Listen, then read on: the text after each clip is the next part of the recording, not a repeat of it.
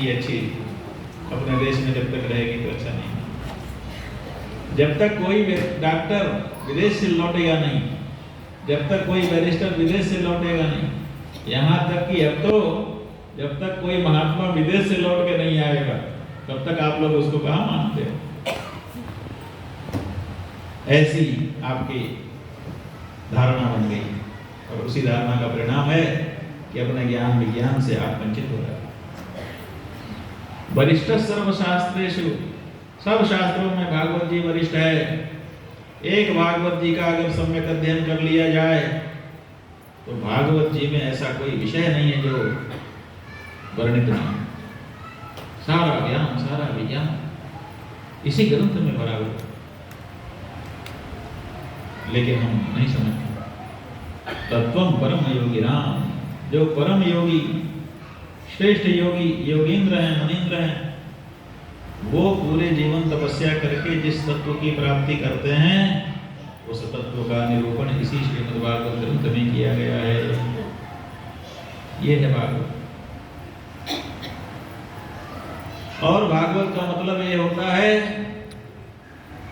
कि भगवतः इदं भागवतम, जो भी वस्तु भगवान की हो गई उसका नाम भागवत। भागवत माने ये पोथी नहीं, भागवत माने हर वो चीज जो भगवान की हो गई वो भागवत। अगर आप भगवान के हो गए तो आप क्या होंगे? आप भागवत हो जाएंगे। अगर ये बहन हो गई भगवान की तो ये भागवत हो जाएगा।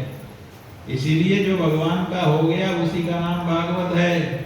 इसलिए भागवत में जिन जिन के नाम आए हैं वो असुर हैं कि देव, ये बात की बात है, असल में वो सब भागवत है।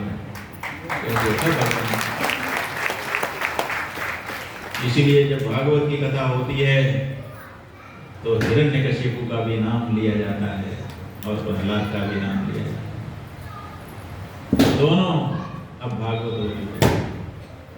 तरीका दोनों का अलग अलग था, लेकिन चिंतन दोनों ने भगवान का किया।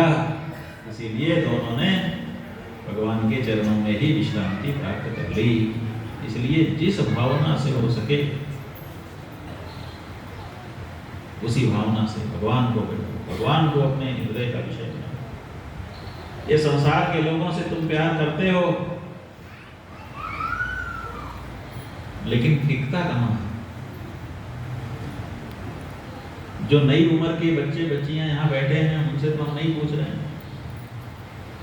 जो पक चुके वो बता सकते हैं कि आपने जहां जहां प्यार किया टीका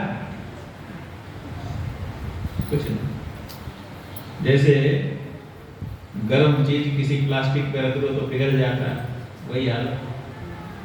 जिससे प्यार करो आप सब कुछ समर्पित कर दो, लेकिन बाद में पता चलता है कि कहीं कुछ नहीं,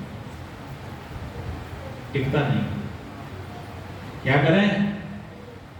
इसीलिए ऐसे से प्यार करो जो टिकने वाला हो, और वो एक ही है, इसी श्रीमद्भागवत का नायक ब्रजेंद्र नंदन मुरली का बजाने वाला, सबके प्रति समान भाव रखने वाला और सबको परम गति प्रदान करने वाला भगवान श्री कृष्ण।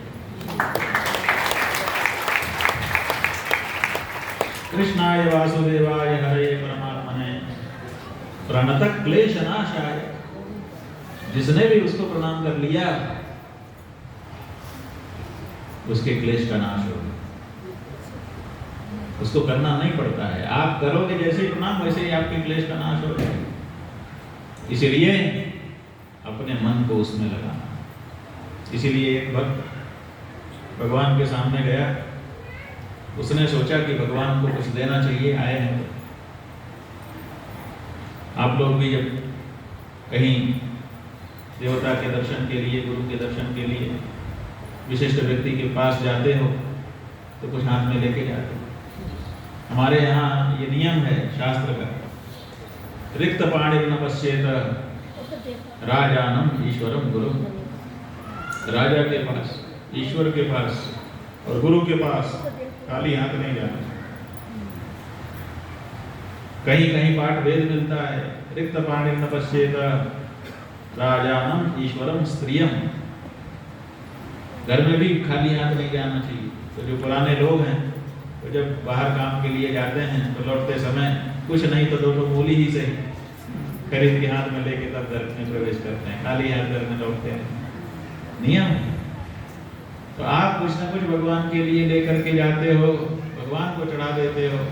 उस भक्त के मन में भी भावना आ गई कि मैं भी भगवान को कुछ चढ़ाऊं, लेकिन उसने सोचा कि ऐसी चीज चढ़ाऊं जो भगवान के पास ना, नहीं तो पहले से उनके पास है, हम भी दे देंगे तो कोई ज्यादा कदर नहीं। उसने सोचा कि क्या दें, का धन संपत्ति दे देते हैं, नगद। अब आजकल तो नगद रुपया हो गया, कागज का टुकड़ा। पुराने जमाने में तो रत्न या सोना चांदी धातु यही सब चलता था। तो उसने सोचा कि कुछ रत्न दे देते हैं, नवरत्न। लेकिन जैसे ध्यान के देखा कि इनके यहाँ है कि नहीं, तो देखा तो रत्न ही रत्न पड़े। भगवान के यहाँ रत्नों की क्या है? पूछा उनके लोगों से, क्यों भाई इनके यहाँ रत्न? कहा अरे कैसी बात करते, रत्नाकरो सदनम। रत्नों का जो आकर है खजाना, समुद्र जहां से रत्न निकलते हैं, वही तो इनका घर। ये तो उसी समुद्र में शेषनाग की सैया पे सोने वाले हैं। इनका तो घर ही है रत्नाकर। वहीं से तो सब जगह पूरे संसार में जहां जहां रत्न निकल करके गया है, वहीं से निकल के गया है। कहा अरे तब ये आइडिया पे रत्न देने का कोई फायदा नहीं, रत्नाकर सदन। तो सोचा क्या करें, नगद रुपया दे दें। गृहिणी च पद्मा, लोगों ने कहा कि लक्ष्मी जी इनकी घरवाली है, तुम क्या इनको दो।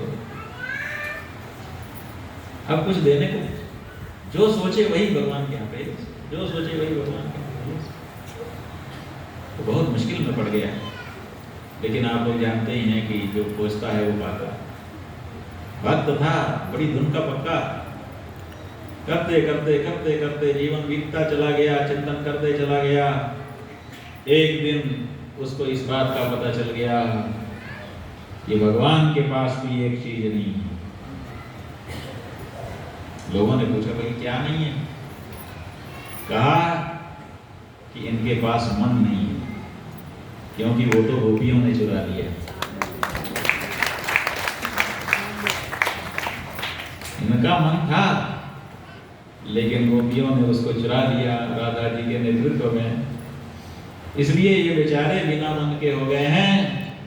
बस जैसे ही उसको इस बात का पता चला, दौड़ करके भगवान के पास गया। कहा दत्तम मया निज मनः तदिदं।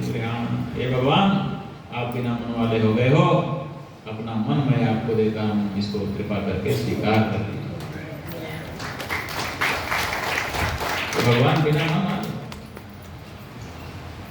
उनको और कुछ देंगे पहले से भरा कोई कदर नहीं। आप दो अलग बात है, जैसे सूरज को भी दीपक दिखा देते हैं, सूरज को उससे उजाला नहीं मिलता। आपका शिष्टाचार सुरक्षित हो जाता है कि हाँ हाँ भगत है, पूजा कर रहा है, केवल इतना ही होता है। ऐसे ही भगवान को आप दो, कोई बात नहीं है, लेकिन देने से उनको कुछ फर्क पड़ेगा ऐसा? असल में जो देने की चीज है वो है आपका मन।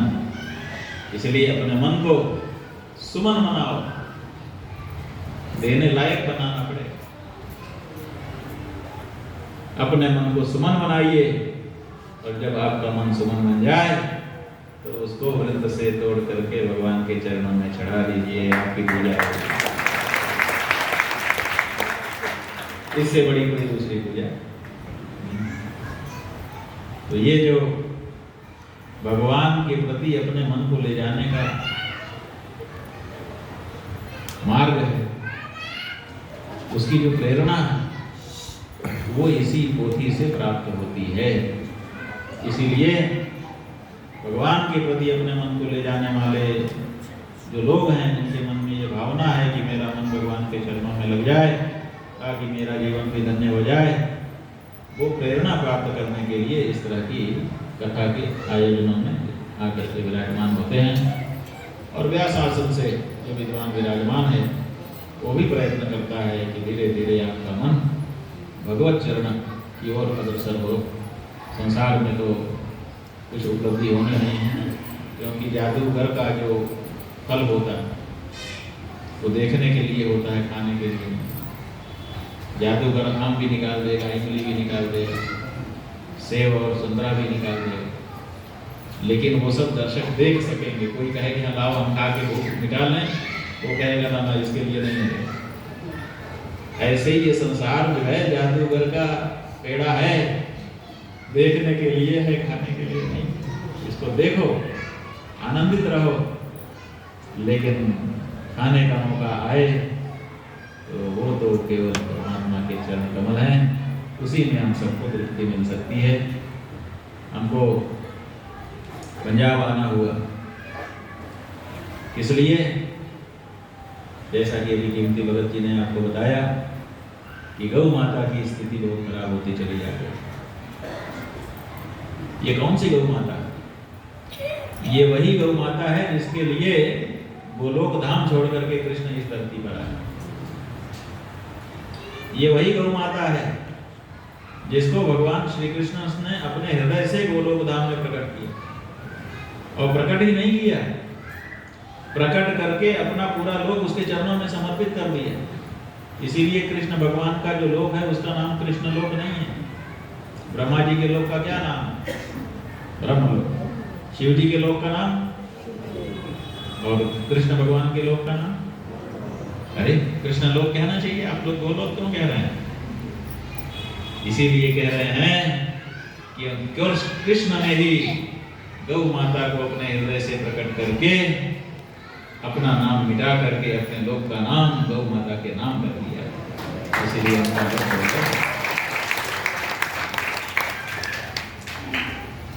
मृत्यु लोक में भी आए तो कैसे आए? अभी आप लोगों ने थोड़े दिन के पहले पूरे देश में बार बार बजाया गया एक गाना सुना, हमारे लड़कों ने हमको भी सुनाया था। वो गाना था, जो राम को लाए हैं हम उनको लाएंगे। सुना था ना? आप लोगों ने भी सुना होगा। तो हमने जब सुना तो हम सोचने लगे, क्योंकि उसमें बताया नहीं गया था कि अमुक लाए, यही कहा गया था कि जो राम को लाए। तो हमने सोचा कि ये कौन राम को लाए? तो हमने रामायण निकाला, रामायण पढ़ना शुरू किया। तो उसमें क्या निकला? उसमें निकला कि जब धरती पे भार बढ़ने लगा, अत्याचारी राजा अत्याचार करने लगे, तो धरती भाराक्रांत हो गई। धरती पे जो अत्याचारी हैं वो भार है, जो सदाचारी हैं वो भार नहीं। जैसे आप माता पिता हो, आपका जो आज्ञा पालक बेटा है वो आपको भार नहीं है, लेकिन जो मनमाना करने वाला बेटा है वो आपके लिए भार है। जो मनमाना करने वाली बहू है वो आपके लिए भार, जो आज्ञाकारिणी है वो कहाँ भार? ऐसे ही जो शास्त्र के अनुसार जीवन बिताने वाला, प्रजा का एक पिता के रूप में परिपालन करने वाला राजा है, प्रजा के सुख दुख में सुखी दुखी होता है, वो धरती पे भार नहीं है। धरती पे भार वो है जो प्रजा के प्रति अन्याय करते हैं। तो जब राजा अत्याचारी हो गए तो धरती को भार लगने लगा। धरती ने गाय का रूप धारण किया, और रामचरितमानस में लिखा हुआ है, सुर मुनि गंधर्वा मिलिकर सर्वा गए विरंची के लोका संग भूमि विचारी गोतनधारी। सुर मुनि गंधर्व सब मिलकर के गए, साथ में भूमि गाय का रूप धारण करके उनके साथ साथ गई। तो ब्रह्मा जी के सामने जाके दुखड़ा रोया। ब्रह्मा जी ने कहा शिव जी से, शिव जी ने कहा भगवान नारायण का ध्यान करो, और अंत में आकाशवाणी हुई, धरणी धरो मन दिए, हे धरणी पृथ्वी धैर्य धारण करो, हंसम सहित मनुज अवतारा ले मन दिन कर मन सब हंसों को सहित सूर्य वंश में हम अवतरित होंगे, और हम तुम्हारे भार का अवतार करें, उतारने के लिए। तो कौन लेके आया? भूमि। भूमि भी कौन से रूप में लेके आई? गौ के रूप में। तो गाय के रूप में। और इधर श्रीमद् भागवत में क्या लिखा है? आपने कथा सुन ली? अभी नहीं, अभी होने वाला।